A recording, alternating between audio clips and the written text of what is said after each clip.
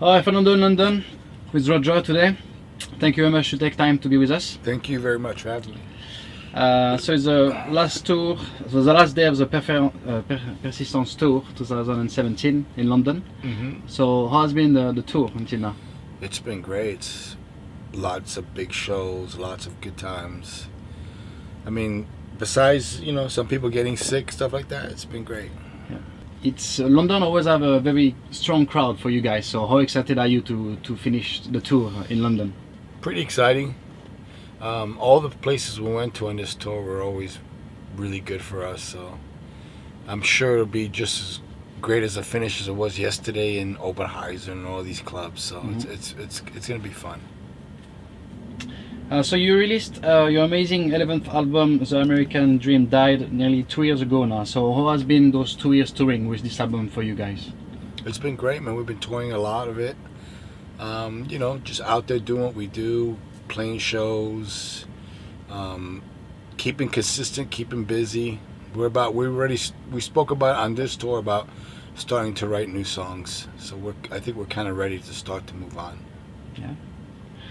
So coming back to this album, the title and every song a real statement really against American government, touching like subject like war, police violence, or the old days in New York City. So how important is for the band to express the anger through the trust form of punk music? It's very important. It's the whole reason why punk music exists. You know what I mean? It was our outlet to speak out against things we feel unjust for, And our last album, The American Dream Died, I think is pretty on point. Look what's happening today. Go back and read my lyrics and then compare it to what's happening today. You can see it's on point. So you talking about new record. So you guys are ready to go on the writing process, you say, eh? We're ready. We're starting to get ready. We have to feel each other out, see who's got what.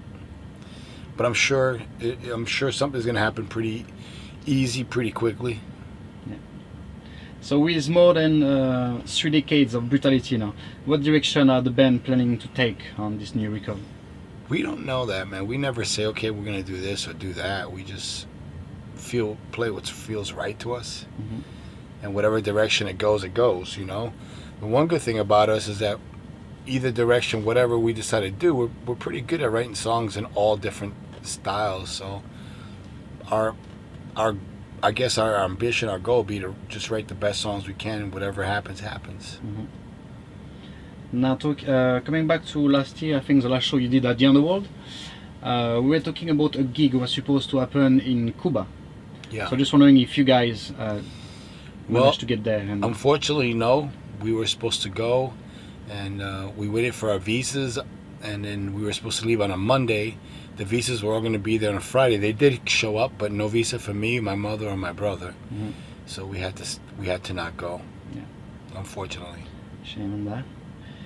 Now looking at the Godfather of Hardcore teaser, getting quite excited about that. So how far are we from the release? I would say this year, but I haven't seen anything from it. The film director Ian doesn't want to show me or Vinny or anybody anything. You know, that's the way he works. It's fine. So we haven't seen nothing, but it's being worked on. It's all I know. So hopefully by end of this year, it's out. Hopefully. Looking forward. So lately we have seen a trend in classic heavy metal and hard rock bands reuniting for tours, saying like Guns or Rat, when they were saying that that will never happen. So you have been in your industry for decades now. So as per your experience, is there something to do with the love for the fans or more to do with the money? Oh, it has to do with more of the love for the fans. Of course everybody needs money to make records or that stuff, but we don't live off of this. We all have jobs. We all go home, work. We have children. This is not what we do.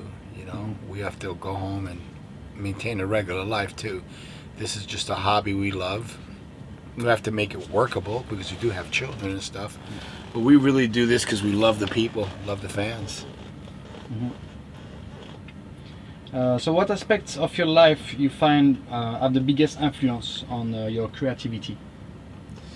What aspects of my life?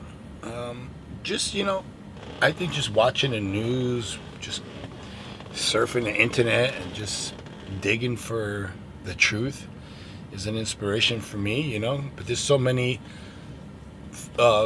forms of the truth. Sometimes it takes a lot of work to find out what is real, what is not, you know.